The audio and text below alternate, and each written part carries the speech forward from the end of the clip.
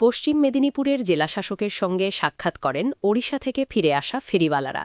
প্রায় ২৫০ জন পরিযায়ী শ্রমিকের স্বাক্ষর সম্বলিত একটি ডেপুটেশন জমা দেবার পাশাপাশি তারা নিজেদের নানা সমস্যার কথা তুলে ধরেন।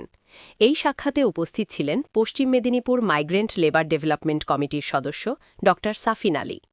জেলাশাসক মনোযোগ সহকারে শ্রমিকদের বক্তব্য শোনেন এবং তাদের সমস্যা সমাধানে যথাসম্ভব দ্রুত ব্যবস্থা নেওয়ার আশ্বাস দেন।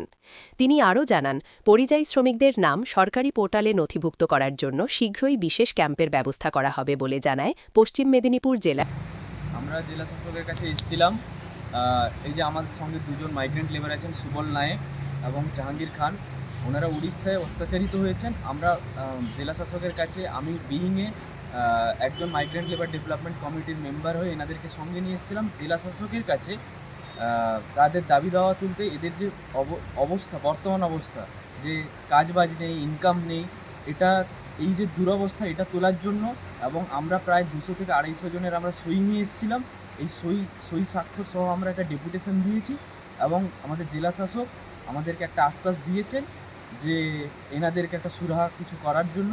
এবং যেটা সবচেয়ে বেশি ইম্পর্টেন্ট জিনিস, যেটা জেলা শাসক আমাদেরকে আশ্বাস দিয়েছেন যে রেজিস্ট্রেশন করার জন্য, মাইগ্রেন্ট লেবারদের সরকারি খাতায় রেজিস্ট্রেশন করার জন্য ক্যাম্পের ব্যবস্থা অতি সত্বর করা হবে।